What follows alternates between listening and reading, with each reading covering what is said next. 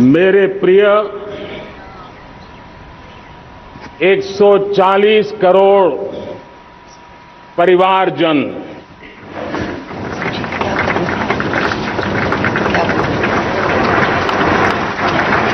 दुनिया का सबसे बड़ा लोकतंत्र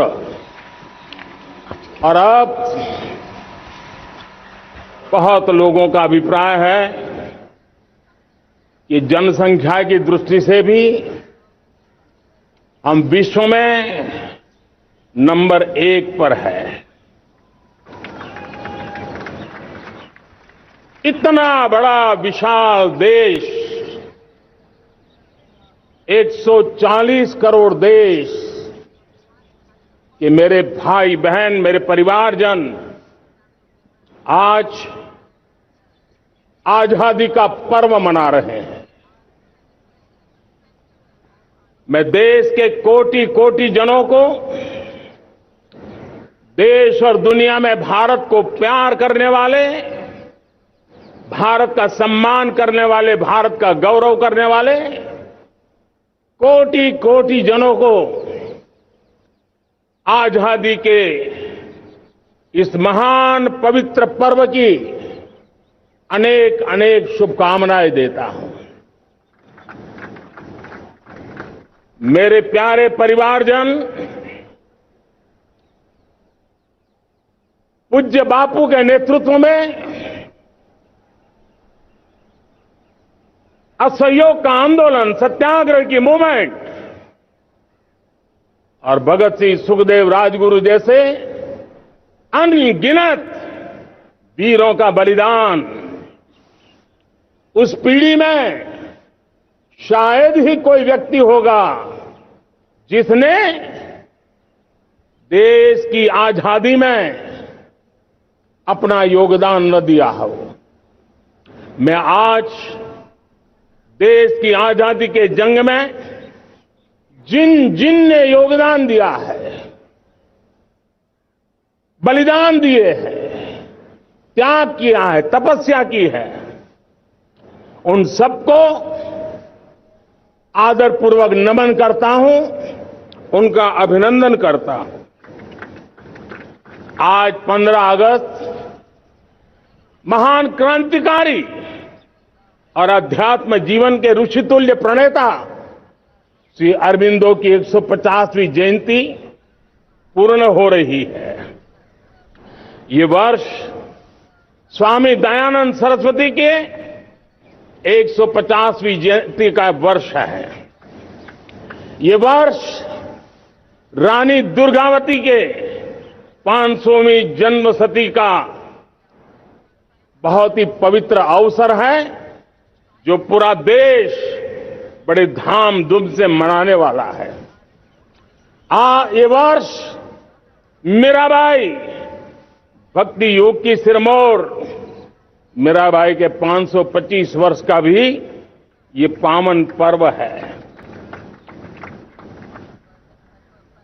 ये बार जो 26 जनवरी हम मनाएंगे वो हमारे गणतंत्र दिवस की 75वीं वर्षगांठ होगी। अनेक प्रकार से अनेक अवसर, अनेक संभावनाएं राष्ट्र निर्माण में जुटे रहने के लिए पल पल नई प्रेरणा, पल पल नई चेतना, पल पल सपने, पल पल संकल्प, शायद इससे बड़ा कोई अवसर नहीं हो सकता। मेरे प्यारे परिवारजन, इस बार प्राकृतिक आपदा ने देश के अनेक हिस्सों में अकल्पनीय संकट पैदा किए। जिन परिवारों ने इस संकट में सहन किया है, मैं उन सभी परिवारजनों के प्रति अपनी संवेदना प्रकट करता हूं और राज्य केंद्र सरकार मिलकर के उन सभी संकटों से जल्दी से मुक्त होकर के फिर तेज गति से आगे बढ़ेंगे, ये मैं विश्वास दिलाता हूं। मेरे प्यारे परिवारजनों, पिछले कुछ सप्ताह नॉर्थ ईस्ट में, विशेषकर मणिपुर में और हिंदुस्तान के भी अन्य कुछ भागों में, लेकिन विशेषकर मणिपुर में जो हिंसा का दौर चला, कई लोगों को अपना जीवन खोना पड़ा, मां बेटियों के सम्मान के साथ खिलवाड़ हुआ। लेकिन कुछ दिनों से लगातार शांति की खबरें आ रही हैं। देश मणिपुर के लोगों के साथ है। देश मणिपुर के लोगों को पिछले कुछ दिनों से जो शांति बनाए रखी है, उस शांति के पर्व को आगे बढ़ाए और शांति से ही समाधान का रास्ता निकलेगा और राज्य और केंद्र सरकार मिलकर के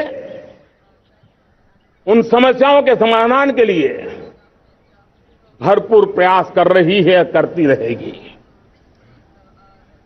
मेरे प्यारे परिवारजनों,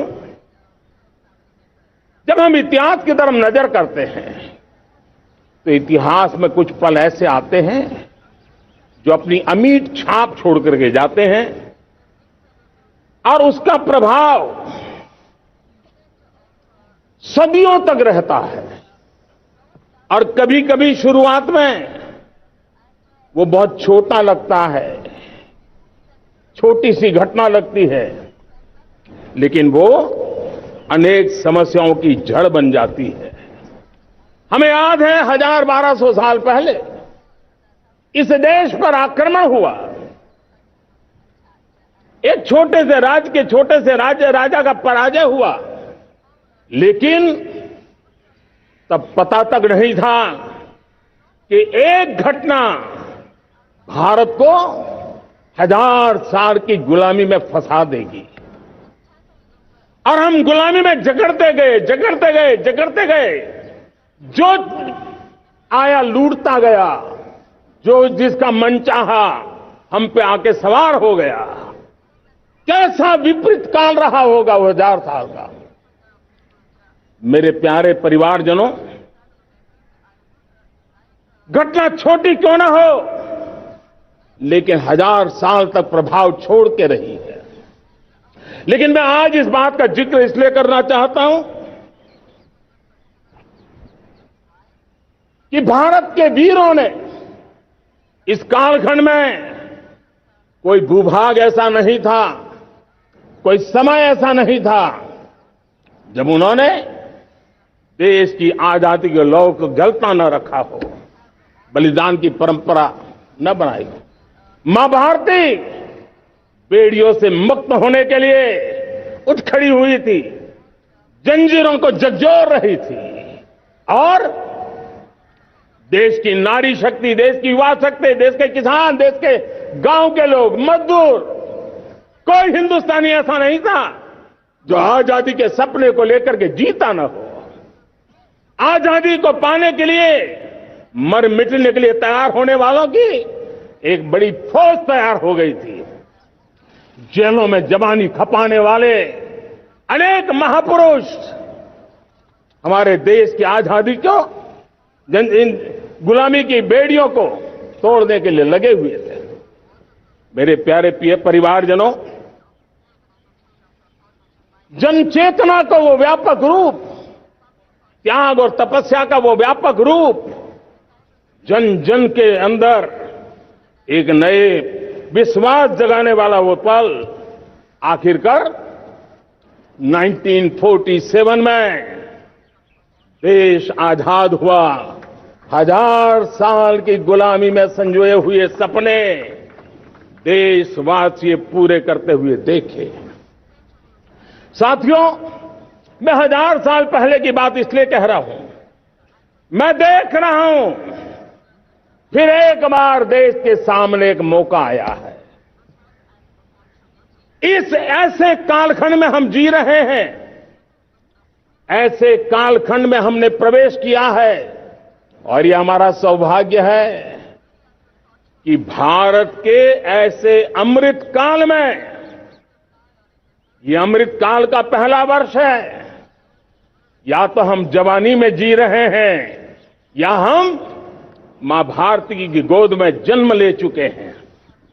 और ये कालखंड, मेरे शब्द लिख करके रखिए मेरे प्यारे परिवारजनों, इस कालखंड में जो हम करेंगे, जो कदम उठाएंगे, जितना त्याग करेंगे, तपस्या करेंगे, सर्वजन हिताय सर्वजन सुखाय, एक के बाद एक फैसले लेंगे, आने वाले 1000 साल का देश का स्वर्णिम इतिहास उससे अंकुरित होने वाला है।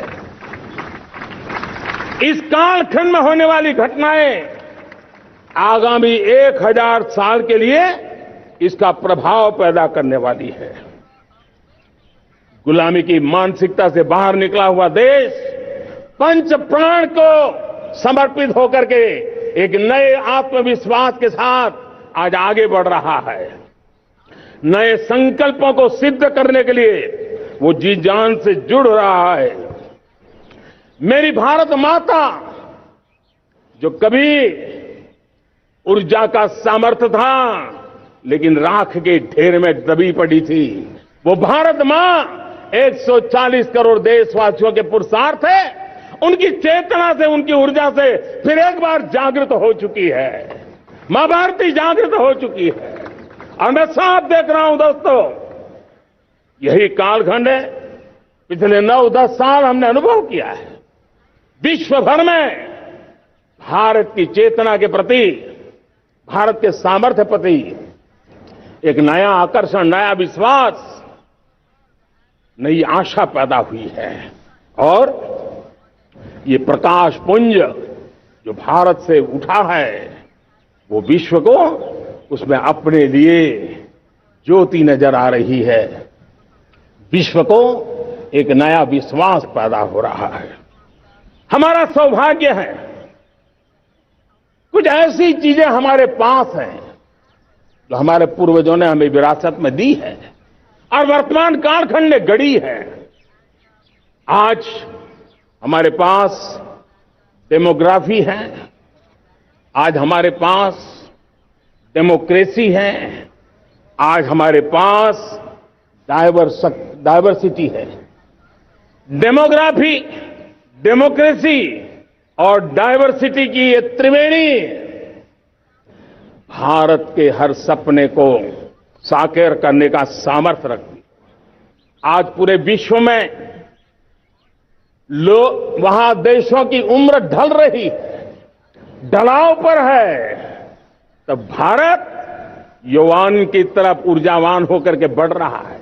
कितने बड़े गौरव का कालखंड है कि आज 30 साल की कम आयु की जनसंख्या दुनिया में सर्वाधिक कहीं है तो ये मेरे भारत मां की गोद में है, ये मेरे देश में है। और 30 साल से कम उम्र की नौजवान हो मेरे देश के पास हो, कोटि कोटि भुजाएं हो, कोटि कोटि मस्तिष्क हो, कोटि कोटि सपने, कोटि कोटि संकल्प हो, तो भाइयों बहनों, मेरे प्रिय परिवारजनों, हम इच्छित परिणाम प्राप्त करके रह सकते हैं। मेरे प्यारे परिवारजनों, देश का भाग्य ऐसी घटनाएं बदल देती है, यह सामर्थ्य देश के भाग्य को बदल देता है।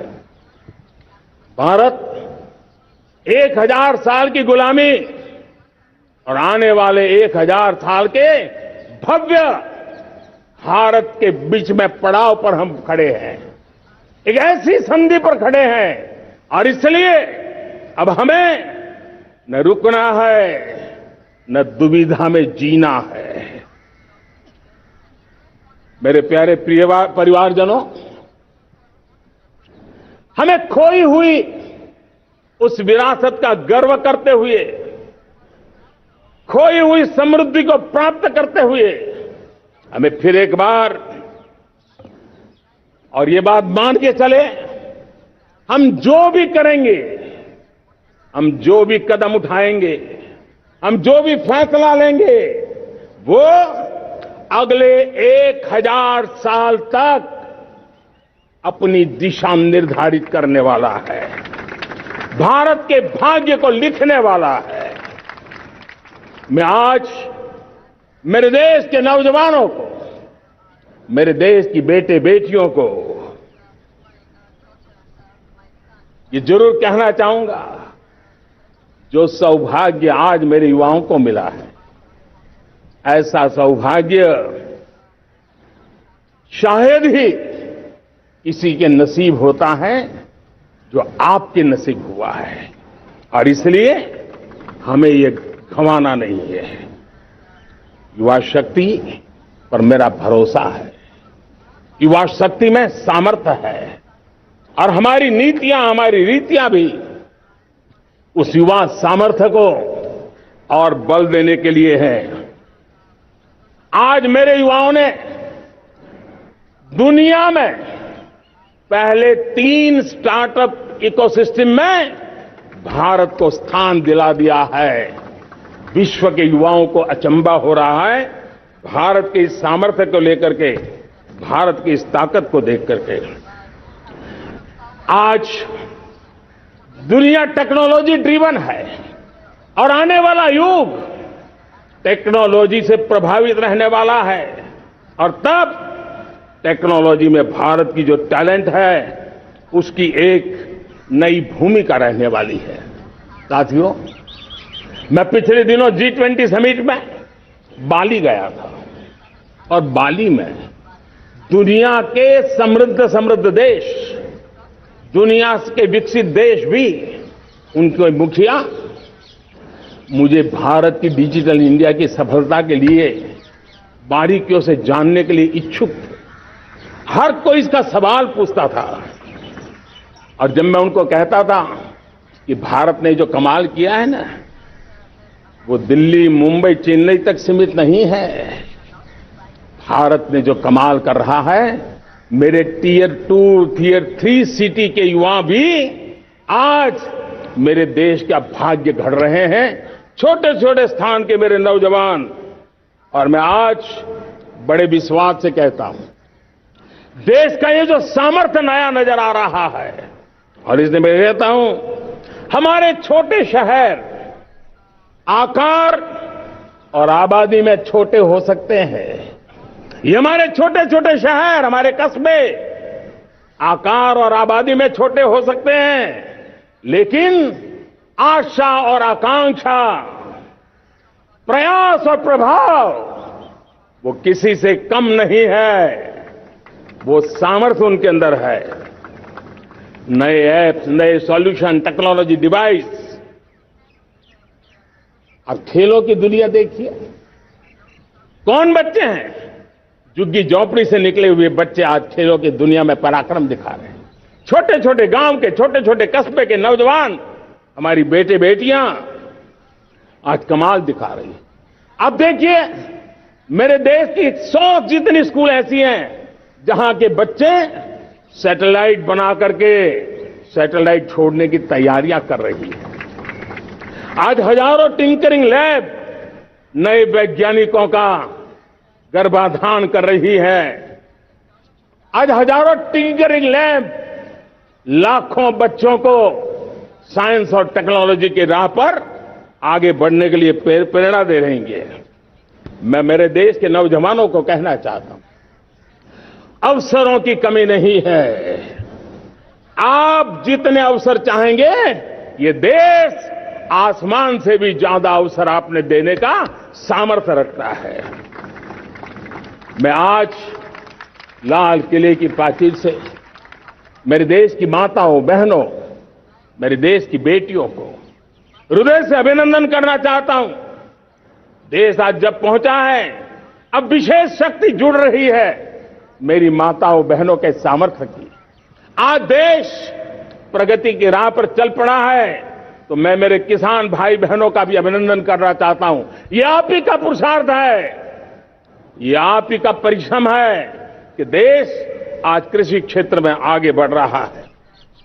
मैं मेरे मजदूरों का, मेरे श्रमिकों का, मेरे प्रिय परिवारजन, ऐसे कोटि कोटि श्रमिकों को आज मैं नमन करता हूं, उनका अभिनंदन कर रहा हूं।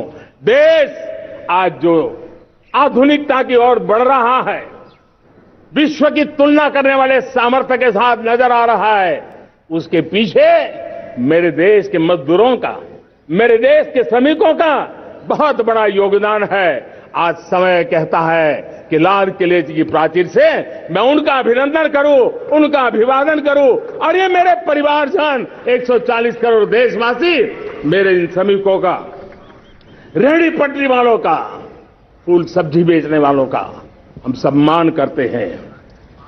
मेरे देश को आगे बढ़ाने में, मेरे देश को प्रगति की नई ऊंचाई पर ले जाने में प्रोफेशनल्स की बहुत बड़ी भूमिका है, बढ़ती रही है।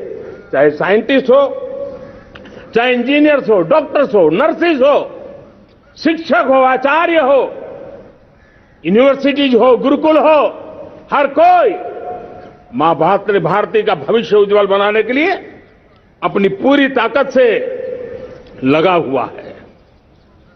मेरे प्यारे परिवारजनों, राष्ट्रीय चेतना वो एक ऐसा शब्द है जो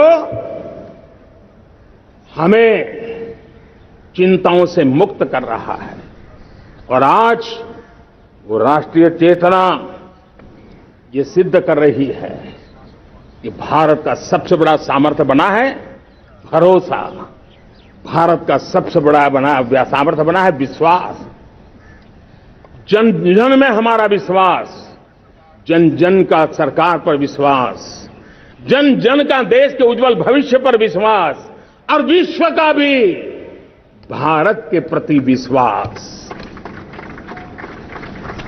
ये विश्वास हमारी नीतियों का है, हमारी रीति का है।